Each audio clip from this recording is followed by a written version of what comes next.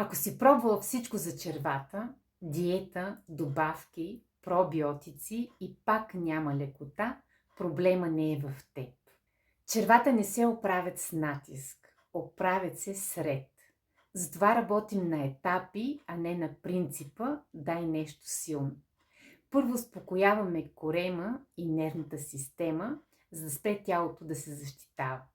После помагаме на храната да се усвоява и задвижваме жлъчката, за да има движение.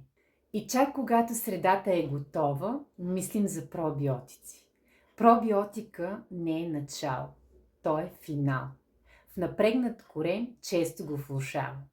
Целта ми не е просто да ходиш до тоалетна, целта е лекота след хранене през деня в тялото. Затова започваме с лек старт и после надграждаме, ако тялото е готово.